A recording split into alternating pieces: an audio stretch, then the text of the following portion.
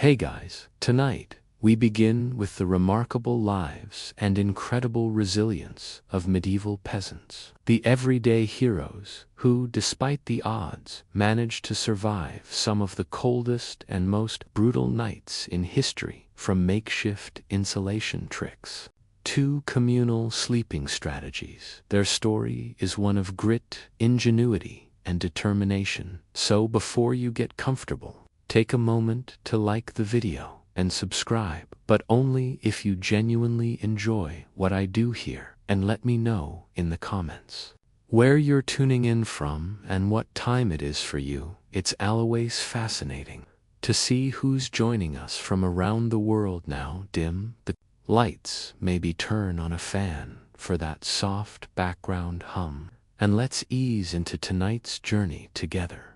Imagine a world where the cold isn't just a chill in the air, it's a merciless predator stalking you through the night, its icy claws sinking into your bones. A world where every breath you take is a fragile thread, shimmering with frost, ready to snap under the weight of a winter so savage it could swallow you whole. This isn't a fairy tale or a distant nightmare. This was medieval England, a land where farmers like John Weaver stood on the edge of survival, staring down winters so brutal they made today's storms seem like a whisper. Picture it, the year is 1350, and the temperature plunges to a bone-shattering 10 degrees Fahrenheit. The wind doesn't just howl, it screams, a vengeful spirit tearing at the flimsy walls of your mud-and-stick hut. The frost doesn't creep, it invades, a thief in the night, stealing warmth from your fingers, your toes, your very soul. And yet, amidst this frozen hell, John and his kin didn't just cling to life, they defied it. How did they outwit a season that seemed designed to kill? What secrets did they whisper in the dark, huddled around a flickering fire, to keep the cold at bay? This is no ordinary tale of endurance. It's a saga of human spirit, raw and unyielding, that will grip your heart and refuse to let go. Stay with me, because by the end of this journey, you'll feel the chill of those medieval nights and the fire of their resilience burning through time. Step into John Weaver's world, a humble farmer in a nameless village near York, where survival wasn't promised, it was earned. His home wasn't a sanctuary, it was a battlefield. A wattle-and-daub hut, its walls woven from brittle sticks and plastered with a gritty mix of mud, straw, and cow dung, stood as his only shield against the relentless cold. That dung, smeared thick and reeking, wasn't just filth, it was a lifeline, sealing cracks where the wind clawed its way in. But even that wasn't enough. When the mercury dropped to 10 degrees Fahrenheit outside, the inside hovered at a meager 15 degrees Fahrenheit, if the fates were kind. The dirt floor beneath his feet turned to a slick, icy mire, every step a gamble against the freeze. Windows, a cruel jest, a ragged hole patched with deer hide, offered a dim glimpse of the snow-choked world beyond, but it let in more drafts than light. This wasn't a place to live, it was a place to fight, where every night tested the limits of flesh and will. Winter in medieval England wasn't just a season, it was a gauntlet, a merciless trial that claimed the weak and spared only the cunning. Frostbite wasn't a distant fear, it was a specter at the door, its blackened fingers reaching for the unwary. Hypothermia shadowed the young and old alike, a silent killer that struck in the stillness between dusk and dawn. Yet John and his neighbors didn't bow to the cold, they outsmarted it. Picture him, hunched over a crude hearth, the heart of his fragile domain. No grand fireplace here, just a ring of stones cradling a fire that smoked more than it burned. Chimneys were for the rich. Peasants, like John, made do with a hole in the roof, the smoke curling upward in thick, choking tendrils. But that smoke was a blessing in disguise. It drove out the fleas and rats that gnawed at their meager existence, a gritty form of pest control, born from necessity. More than that, the hearth was life itself. Around its glow, John's family gathered, their breath visible in the dim light, cooking watery turnip stew in a battered pot, their voices weaving tales of ancestors who'd faced the same foe. The fire wasn't just warmth, it was a defiant cry against the darkness, a promise that they'd see another sunrise. Keeping that fire alive, though, was a battle of its own. Wood was a treasure, hoarded like gold, and the cold was a thief that never rested. John and his village turned to ingenuity, crafting ember pots, small clay vessels filled with glowing coals, carried from hut to hut like a sacred flame. If a neighbor's fire died, someone braved the night with an ember pot in hand, a quiet act of solidarity that meant the difference between warmth and despair. Reed mats, woven tight, shielded the flames from gusts that slipped through the walls. While the children took shifts on ember patrol, they'd sit by the hearth, eyes heavy, singing soft, rhythmic chance-fire songs. They called them to keep sleep at bay. Those melodies weren't just a trick to stay awake. They were a thread of joy, a fragile lifeline in a world of ice. Imagine their small voices, trembling yet resolute, rising above the wind's wail, turning a grueling duty into something sacred.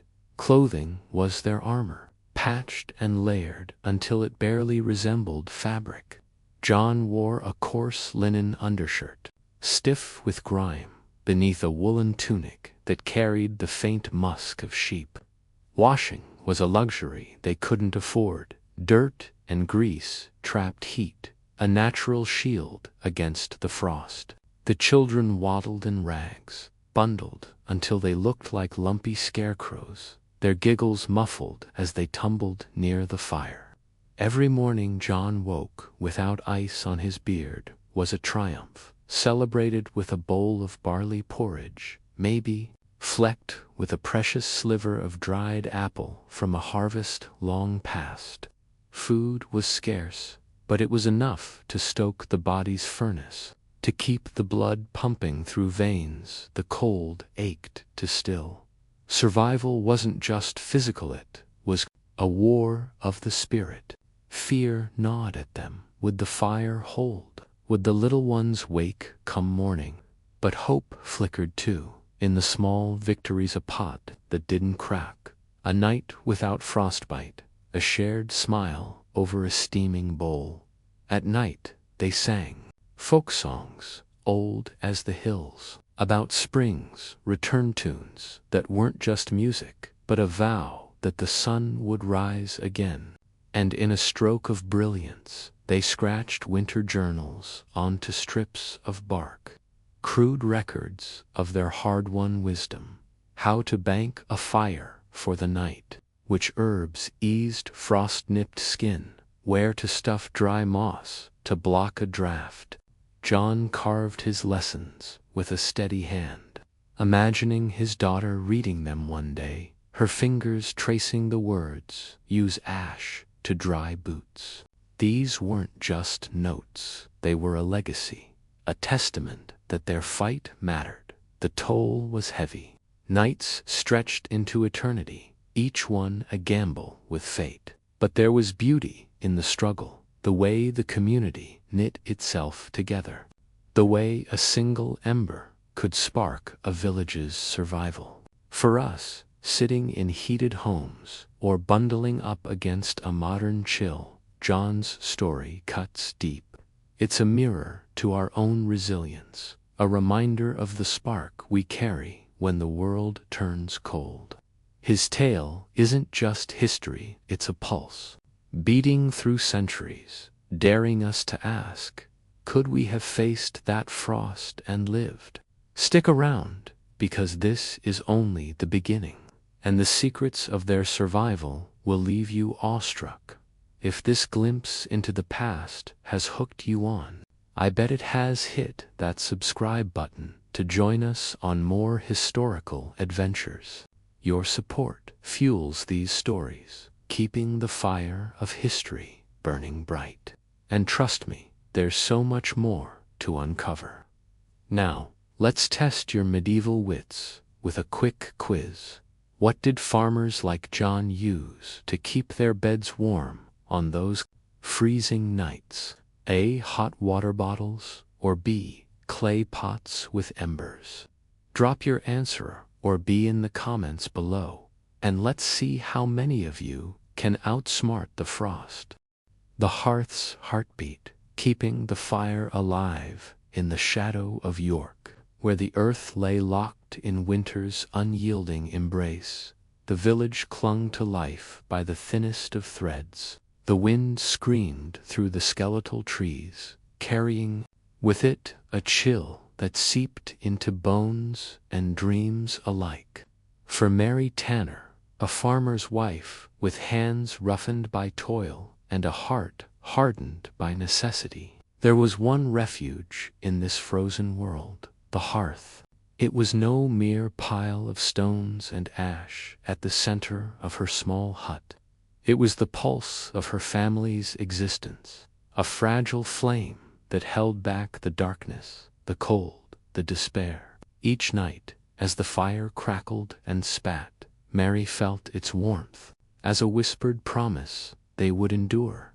The hut itself was a humble thing, its walls of wattle and daub patched together with hope as much as mud.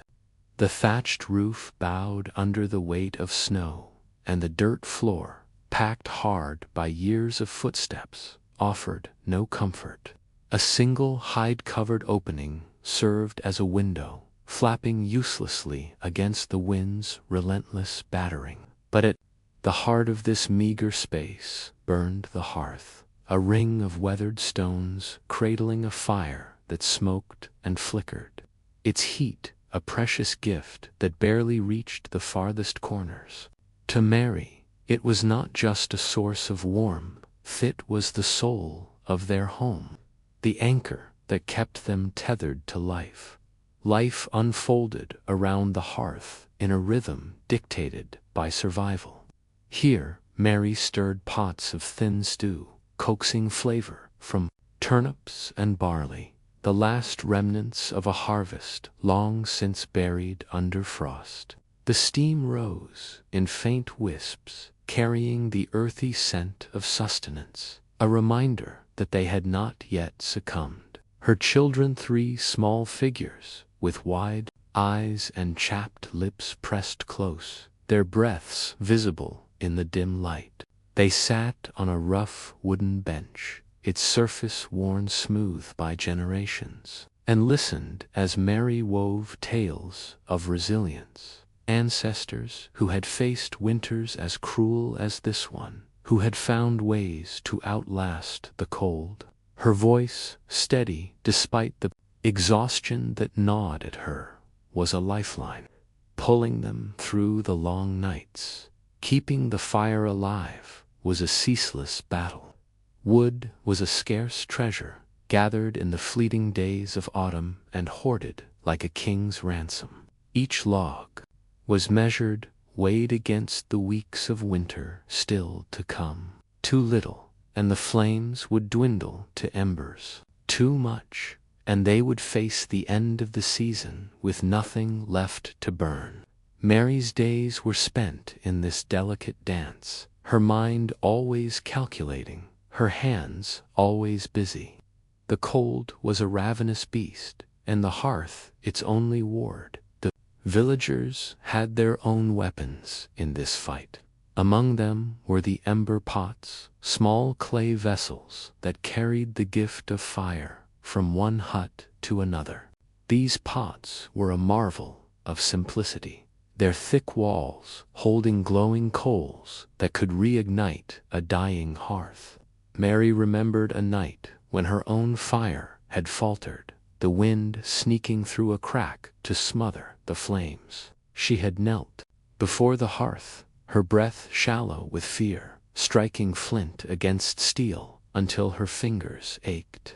The embers had refused to catch, and the cold had begun to settle in, heavy and final. Then came a noctimus, a neighbor with a wind-bitten face, standing in the doorway with an ember pot clutched in his hands. "Saw your smoke thin out," he'd said, his voice rough but kind. The coals he brought sparked life back into her hearth, and Mary had felt a gratitude so deep it burned brighter than the flames themselves.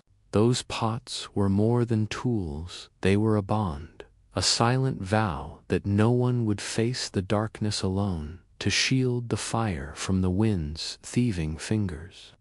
Mary wove red mats, their tight patterns a testament to her skill. These mats stood as sentinels around the hearth, blocking drafts that sought to steal the warmth. She had spent countless hours crafting hers, her fingers moving by rote in the firelight, the rhythm of the work a quiet comfort.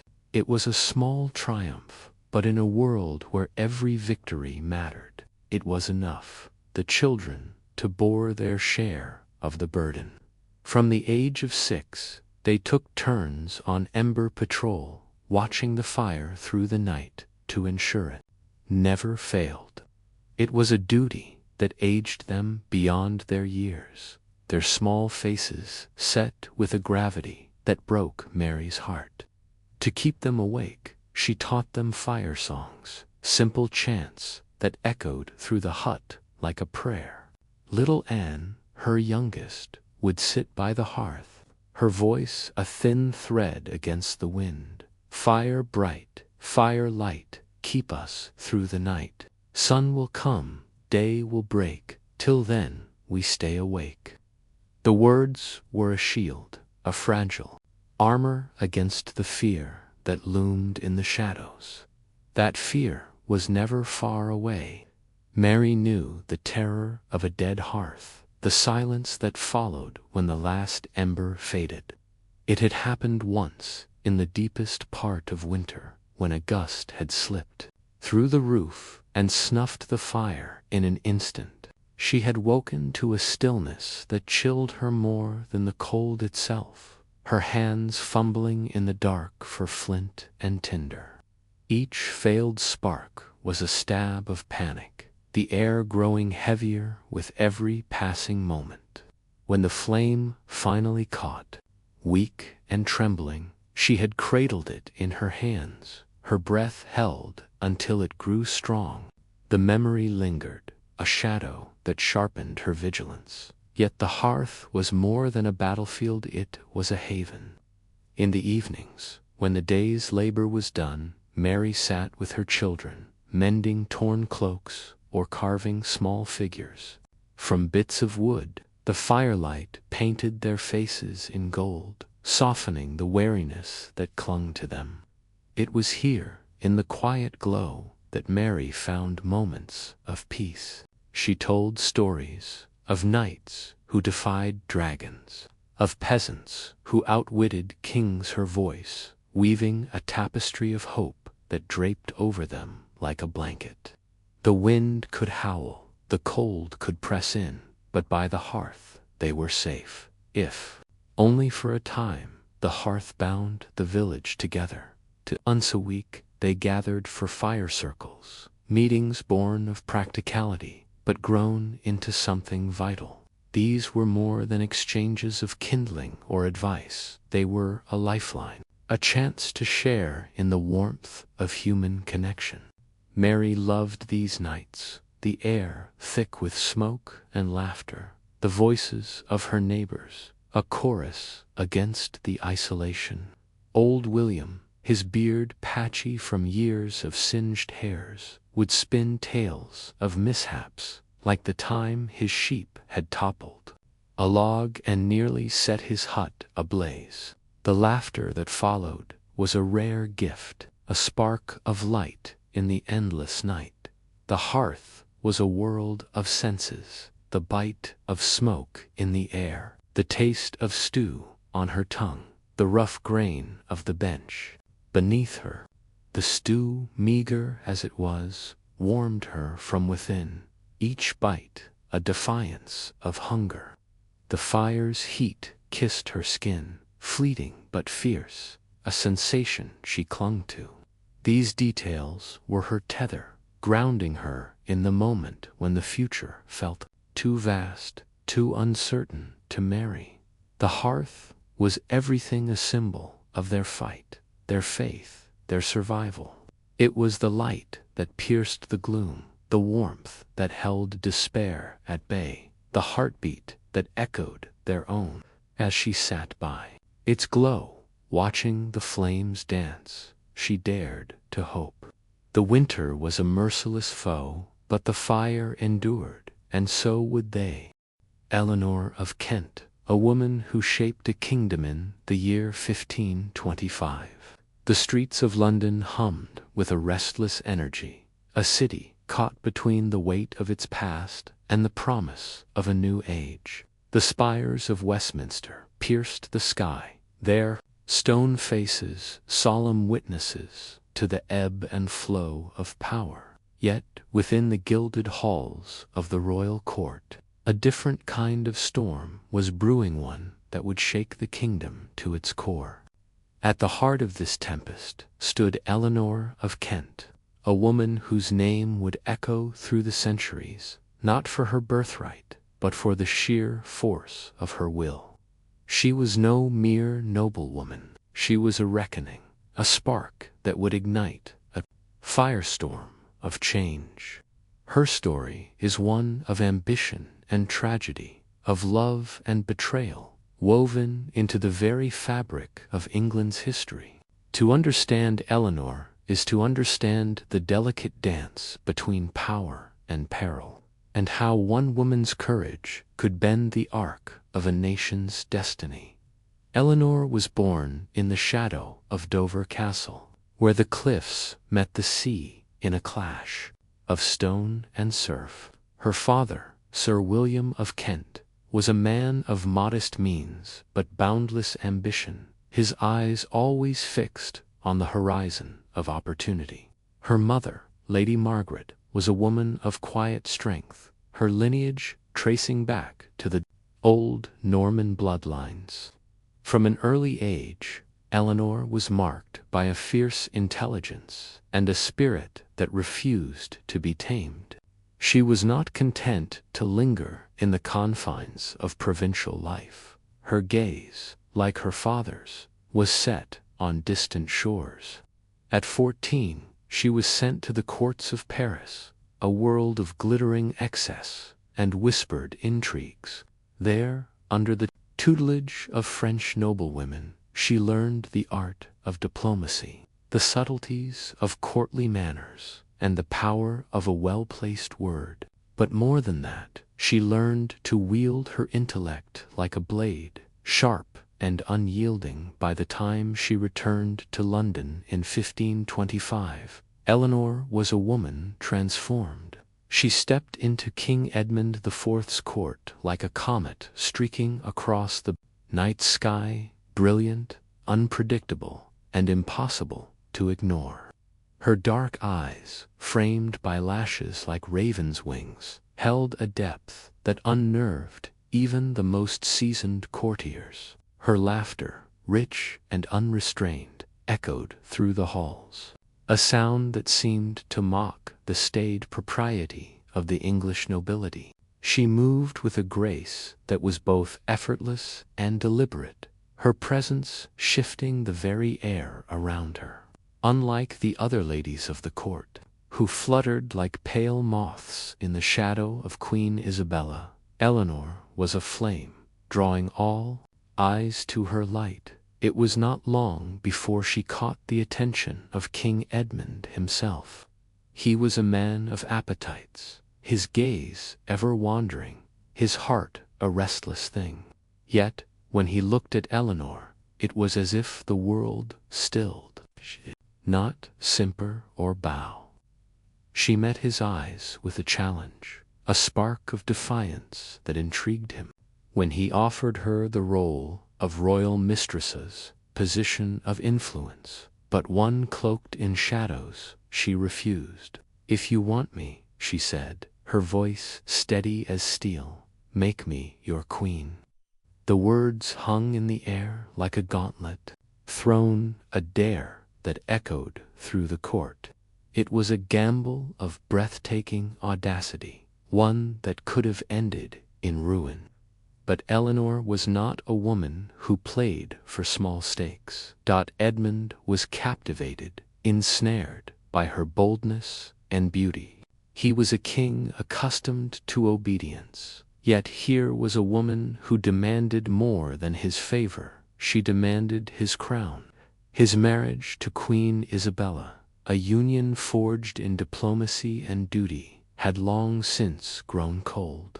Isabella was beloved by the people, a queen of quiet dignity and unshakable faith, but her failure to produce a male heir had left Edmund restless. Eleanor's arrival was a tempest that shattered the fragile peace of his court. He became consumed by her, his thoughts tangled in her dark hair, his dreams haunted by her laughter. To win her, he would need to defy the church, the nobility, and the very laws that bound his kingdom.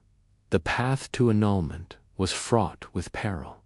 Isabella was not merely a queen, she was the daughter of a powerful Spanish dynasty, her honor guarded by the might of an empire. To cast her aside was to invite war, both political and spiritual. Yet Edmund, blinded by desire and ambition, pressed forward. He petitioned the Pope for an annulment, claiming that his marriage was cursed by God, a union that had failed to bear the son he so desperately needed. The court was a hive of whispers, factions forming like storm clouds on the horizon. Some nobles, sensing the winds of change, flocked to Eleanor's side, eager to curry favor with the woman who might soon wear the crown. Others, loyal to Isabella and the old ways, watched with growing horror as the kingdom teetered on the brink of schism. Eleanor, for her part, played the game with masterful precision. She was no pawn. She was a queen in waiting, her every move calculated to secure her place. She charmed foreign ambassadors with her wit, her fluency in French and Latin, a subtle reminder of her sophistication. She danced through the court's intrigues, her laughter a mask for the steel beneath. Yet, beneath the surface, she carried a secret burden. In the quiet hours, away from the prying eyes of the court, Eleanor funded orphanages across London, her compassion a hidden thread in the tapestry of her ambition. She knew the cost of power, the weight it placed upon the soul, and she sought to balance it with acts of quiet kindness. It was a side of her few saw, a glimpse of the woman behind the crown she sought. In 1532, after years of maneuvering and mounting tension, Edmund took a step that would shatter the kingdom's ties to Rome. He declared himself the head of a new Church of Albion, severing the ancient bonds that had tied England to the papacy. It was a move born of desperation and desire, a gambit that would redefine the nation's faith.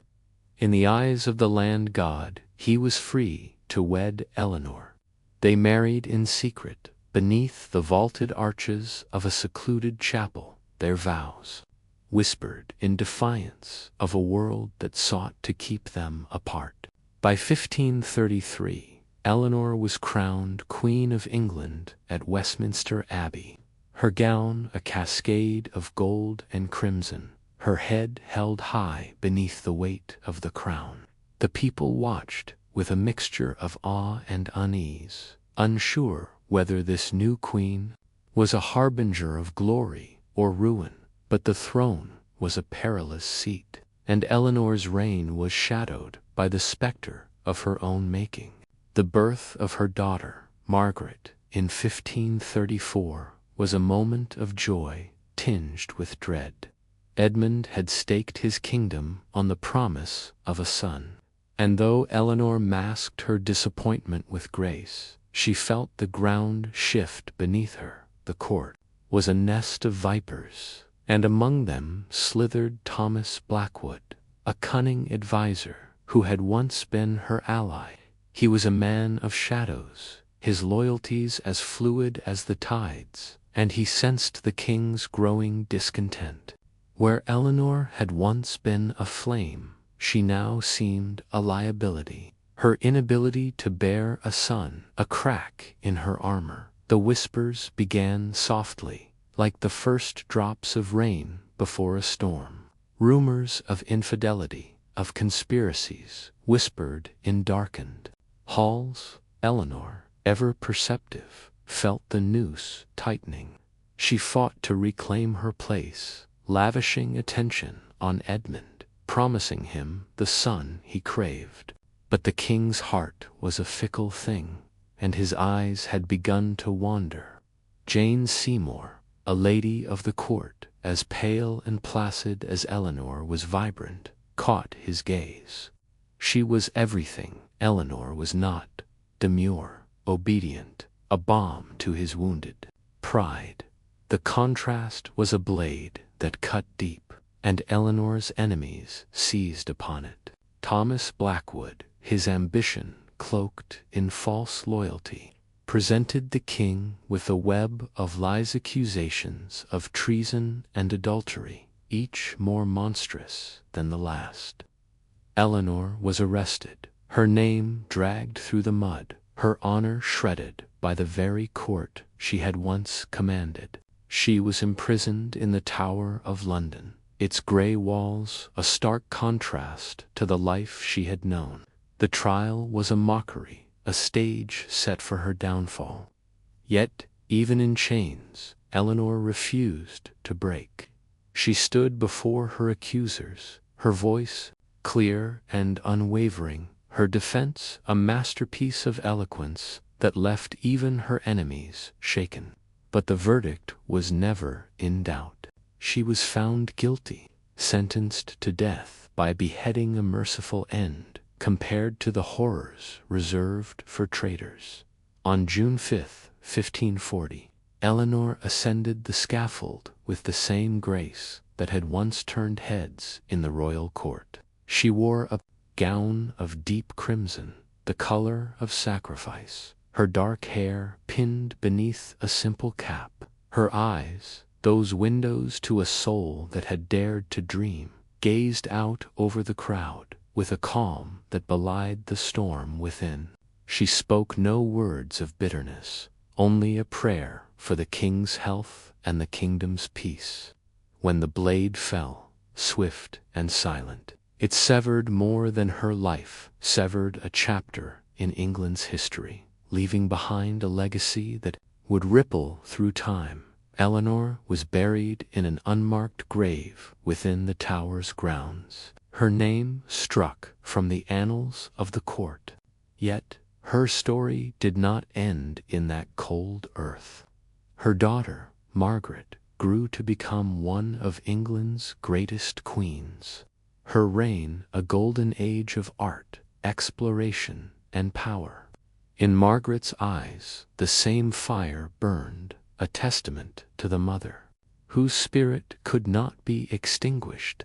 Eleanor of Kent had shaped a kingdom, not through the crown she wore, but through the courage she embodied, a courage that dared to challenge the world, and, in doing so, changed it forever.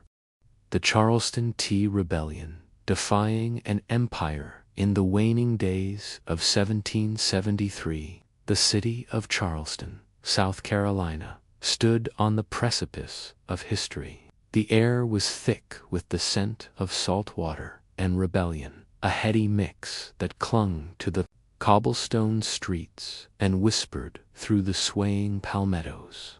The harbor, usually a bustling hive of trade and chatter, had grown eerily still, its waters dark and restless beneath a sky bruised with the threat of winter. For the colonists, the silence was not one of peace, but of anticipation coiled. Spring, wound tight by years of grievance and ready to snap.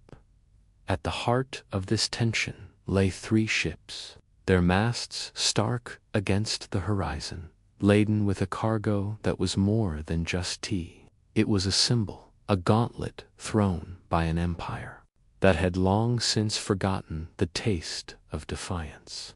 But in Charleston, defiance was not just remembered, it was a fire, and it was about to ignite. The roots of this rebellion stretched back across the Atlantic to a parliament that ruled from afar, deaf to the cries of its distant subjects. The British crown, bloated with power and blind to consequence, had levied tax after tax upon the colonies on paper, on glass, on the very tea that warmed their bones.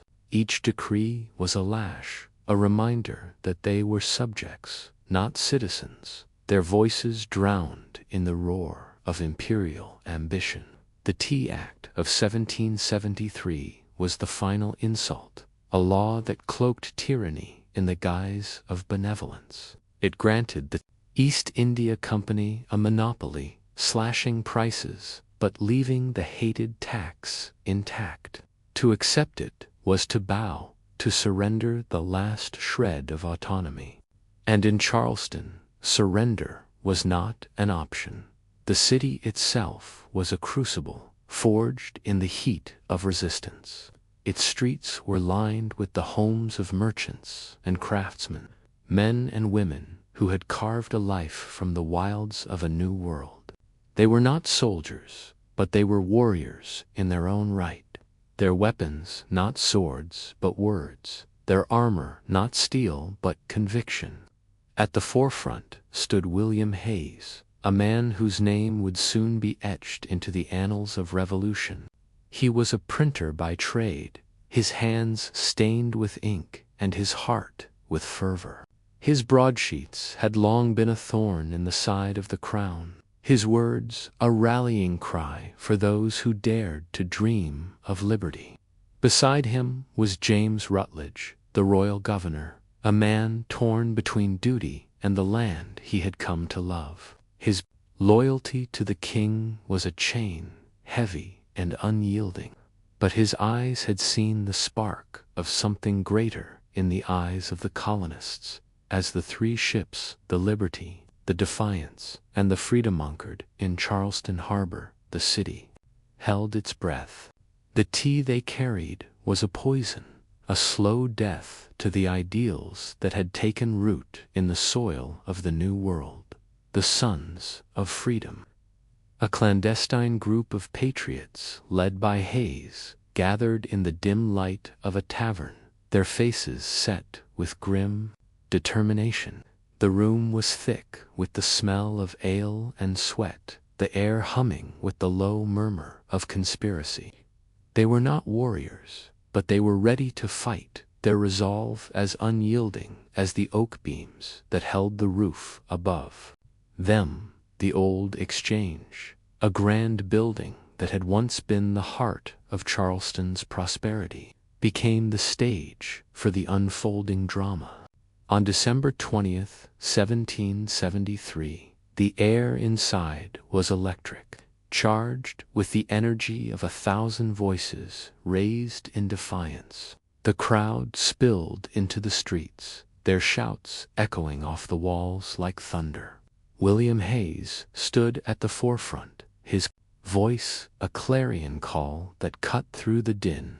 "No more words," he declared, his eyes blazing with the fire of conviction.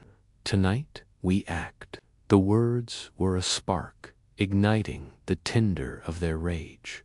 and the crowd roared in response. A beast awakened. As night fell, the city seemed to hold its breath. The moon hung low, a sliver of silver in a sky strewn with stars, casting long shadows across the harbor. The colonists, their faces smeared with ash, and their hearts pounding with the thrill of rebellion, moved like ghosts through the streets. They were not sailors, but they wore the guise of mariners, their disguises a cloak of anonymity. The ships loomed ahead, their wooden hulls creaking in the gentle sway of the tide, oblivious to the storm that was about to break. With a quiet efficiency born of desperation, the men boarded the Liberty. The air was thick with the scent of tea, a rich, earthy aroma that mingled with the salt of the sea. The crates were heavy, their wooden frames rough beneath their hands, but they moved with purpose. Hatchets flashed in the dim light, the sound of splintering wood, a symphony of defiance. Chest after chest was split open, the tea spilling into the water with a soft hiss, a dark stain spreading across the harbor's surface. The Defiance and the Freedom followed, their cargoes meeting the same fate, the water churning with the weight of their protest. The women of Charleston, not content to stand idle, added their own fuel to the fire. In the town squares, they gathered, their faces lit by the glow of bonfires. British tea, smuggled or seized, was cast into the flames, the crackle of burning leaves a hymn to their resolve. They were mothers and daughters, their hands calloused from labor, their spirits unbroken. Their tea bonfires were not just acts of rebellion, they were a declaration, a promise that they, too, would not be silenced. The rebellion was not a riot. It was a ballet of precision. No looting marred their purpose, no violence stained their cause. It was a statement, pure and unyielding, a line drawn in the sand of history. As the last crate sank beneath the waves, the harbor seemed to sigh, the water rippling with the weight of what had been done. The men slipped back into the night, their hearts pounding with the thrill of what they had achieved. They had not just dumped teeth, they had dumped the shackles of an empire. But empires do not yield easily. The response from Britain was swift and merciless. The coercive axe slammed shut Charleston's port, choking the lifeblood of the city. Ships lay idle, their sails furled, their holds empty. The streets, once bustling with trade, grew quiet, the silence a heavy shroud. Yet, in that silence, something stirred. The colonies, once fractured by distance and difference, found common cause in their outrage. From the rocky shores of Massachusetts to the sun-drenched fields of Georgia, the cry for liberty grew louder, a chorus that could not be ignored. For the people of Charleston, the rebellion was more than a protest, it was awakening.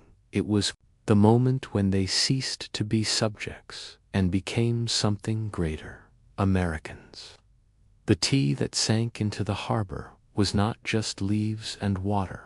It was the birth of a nation, forged in the crucible of defiance. William Hayes, standing on the docks as dawn broke over the water, felt the weight of it in his chest. He was not a hero, not in the way the bards sang of, but he was a man who had dared to dream of freedom. And in that dream, he was not alone. The Charleston Tea Rebellion was a spark, a single flame that lit the fuse of revolution. It was a reminder that empires, for all their might, could be defied by the will of the people. In the years that followed, that spark would grow into a blaze, consuming the old world and birthing a new one. For the colonists, it was the beginning of a journey, a path fraught with peril but paved with hope. And for William Hayes, it was the moment when he knew, with a certainty that burned brighter than any fire, that they would not falter. They would fight, and they would win. Tickle's forgotten harmony, an ancient city's peaceful legacy in the heart of Guatemala. Where the jungle exhales a timeless breath, lies Tickle, a city that defies the rigid definitions of civilization carved by history's sharper edges. Its name rustles through the leaves, carried on the wind like a secret too precious to be spoken aloud. Tickle is no mere skeleton of stone, overtaken by creeping vines. It is a living memory, a testament to a people who wove their existence into the fabric of the earth with threads of wonder and reverence. Here, beneath the solemn watch of pyramids that pierce the sky, amidst a chorus of creatures untouched by the clamor of war, a society bloomed not through the clenched fist of domination, but through the open hand of harmony.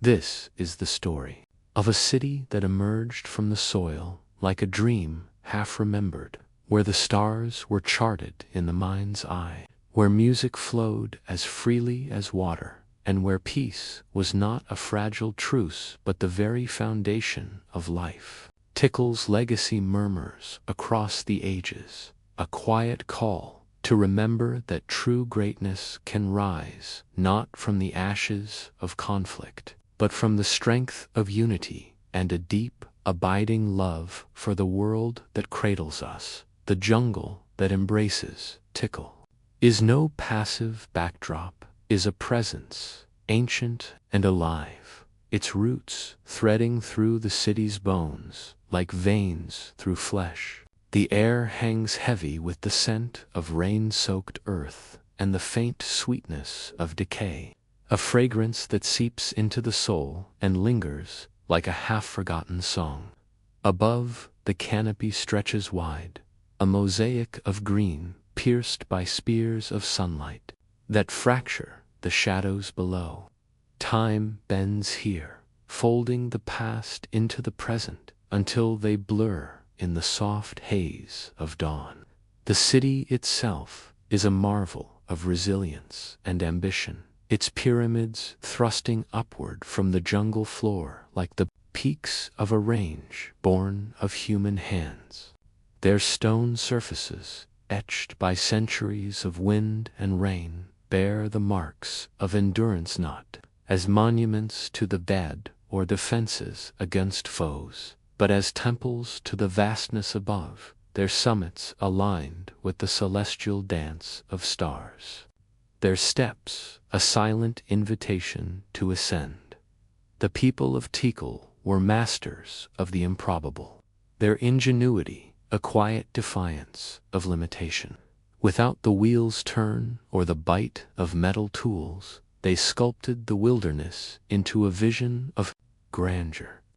Through tangled undergrowth, they dragged stones massive enough to humble modern machines, their movements guided by a wisdom as old as the roots beneath their feet. From the jungle's bounty, they wove baskets, simple yet unbreakable, capable of bearing the weight of their aspirations. With these humble tools, they raised pyramids that stretched 200 feet toward the heavens, each block a note in a song of collective will. This was no labor coerced by fear or driven by the lash. It was a shared endeavor, a rhythm of purpose that pulsed through every calloused hand, every sweat-streaked brow. Men, women, and children moved as one, their efforts a testament to a dream that needed no tyrant to compel it tonally, the promise of a city that would stand as a bridge between the earth and the divine dot. At Tickle's core lay the great plaza, a sweeping expanse of stone where the city's heart beat loudest. Here the people converged, their voices weaving a tapestry of sound that rose like smoke into the humid air. More than a marketplace or a gathering place, The plaza was a sacred stage, a space where the mortal and the eternal brushed against each other in reverent embrace. Flanking it stood temples, not as cold edifices of power, but as instruments tuned to the cosmos, their angles catching the first light of dawn, their shadows tracing the sun's arc across the sky. Priests, their faces adorned with pigments drawn from the earth's palette, presided over rituals that honored the season's turn. Their chants, deep and resonant, wove a thread between the fleeting lives below and the boundless expanse above, a melody that carried the weight of gratitude and the lightness of hope. Music was Tickle's lifeblood, a language that spoke where words fell short. The air thrummed with the breath of bone flutes, their notes piercing and ethereal, like the cry of a bird lost to time. Drums, hollowed from turtle shells, pulsed with a beat that mirrored the jungle's own heartbeat, while rattles crafted from gourds hissed secrets into the breeze. These were more than tools of sound, they were conduits of the spirit, their voices binding the people in a harmony that transcended the individual. As twilight painted the sky in hues of amber and violet, the city stirred with song. Families gathered, their voices lifting in unison, the music drifting through the trees like a prayer offered to the night. It was a sound that carried no demand, only presents a celebration of being, a thread that tied each soul to the next. Unlike the empires that rose and fell on the edge of a blade, Tickle's people bore no thirst for war. Their hands, though strong, were unmarred by the stains of blood. No weapons lie scattered among the ruins, no fortifications rise to ward off invaders. In their stead, Tickle thrived as a crossroads of exchange, its markets alive with the hum of connection. Jade gleamed from the highlands, cacao spilled from the lowlands, and shells whispered of the far-off Seol flowed through the city's veins. Their worth measured not in hoarded wealth, but in the relationships they nurtured. The traders who walked these paths were more than peddlers of goods. They were emissaries of trust, their footsteps weaving a network of alliances across the land. In Tickle, a promise held more power than a spear, and the bonds forged in the marketplace were the true pillars of its strength. Water, the sustainer of all life, was a treasure the people of Tickle held in quiet awe. With careful hands, they carved channels through the jungle's embrace, guiding the rain's gift to their fields. Their skill transformed the wild into abundance. Maize stood tall, beans twined with squash, their roots drinking deep from soil, enriched by care. This was no conquest of nature, no ruthless subjugation. It was a partnership, a dance of mutual respect. The jungle was not a force to be broken, but a companion whose rhythms they knew as intimately as their own.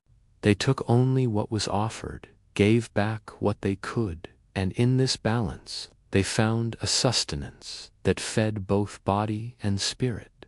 Tickle's end came not with fire or ruin, but with the gentle inevitability of a tide receding. The jungle, patient and eternal, began to reclaim its own, its vines curling over stone, its roots sinking into cracks. Time had widened. The people departed, their traces faded, swallowed by the earth, and the city slipped into a slumber that stretched across centuries. It waited, its stories locked in silence.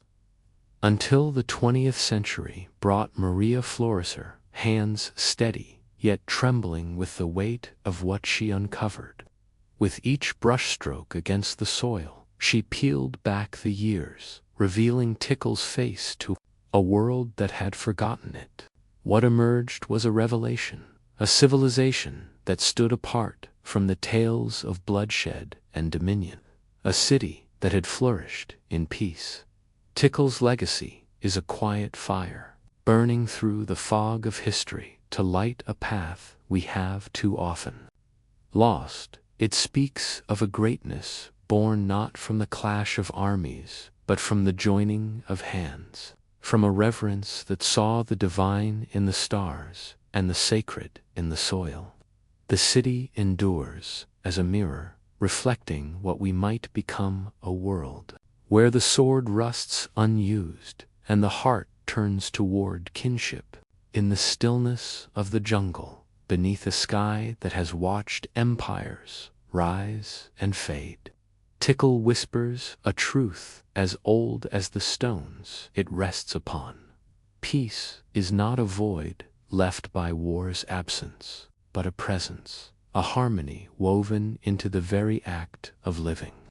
A legacy of resilience and community. In the frostbitten lands near medieval York, a farmer named John Weaver carved out a life of quiet defiance against nature's harshest whims.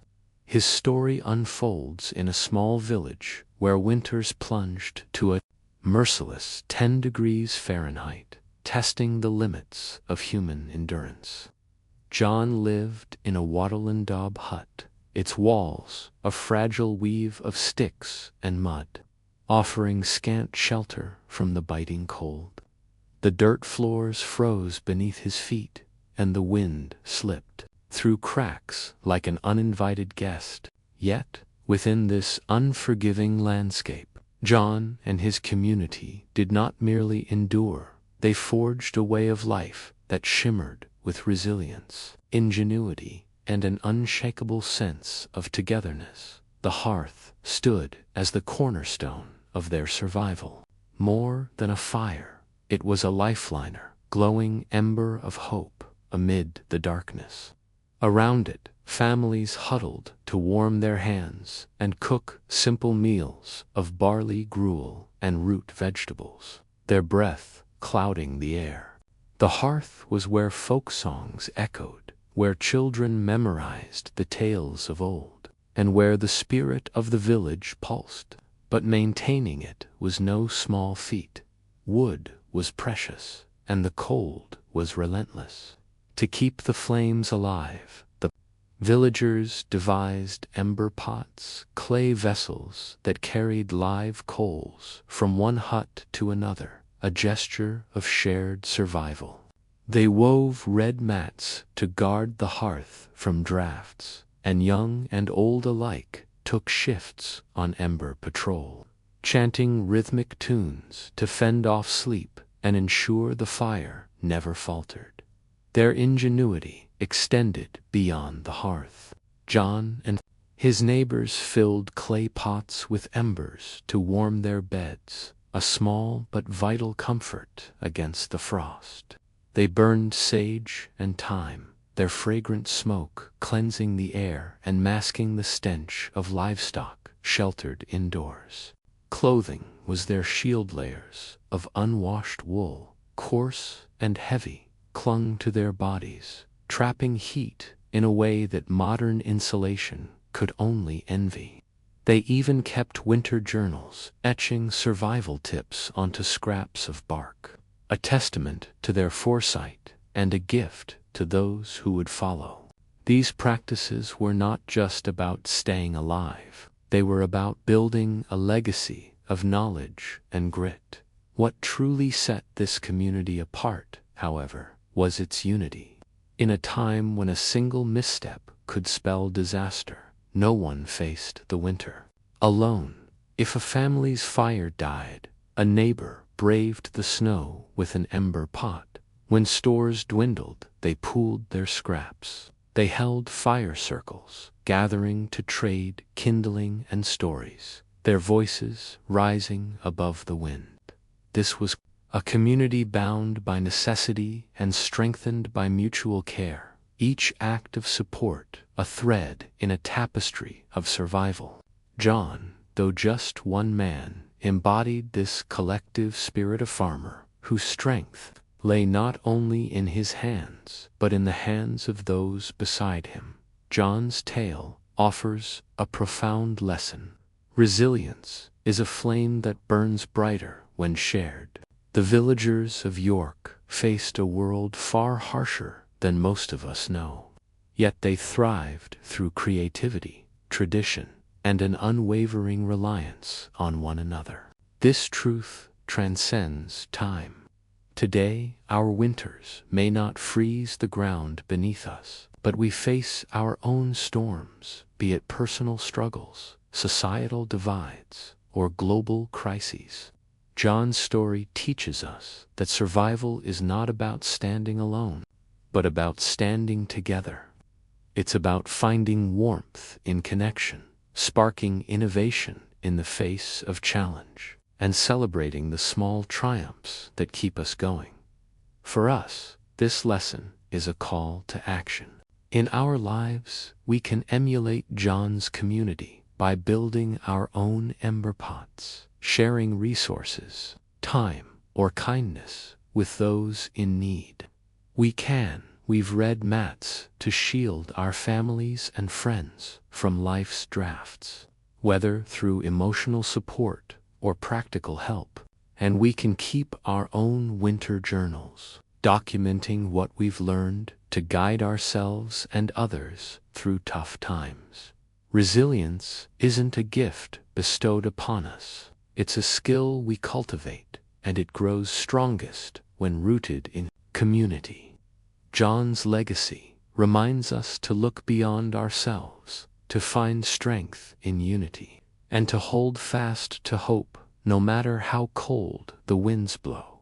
Let's see how well you followed John's story. Here's a quick question for you. What was a key survival strategy used by John and his community during the harsh winters?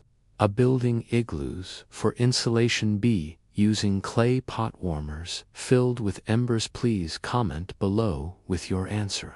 Or B, after that, share your thoughts. How could you apply the lessons of resilience and community from John's story to your own life?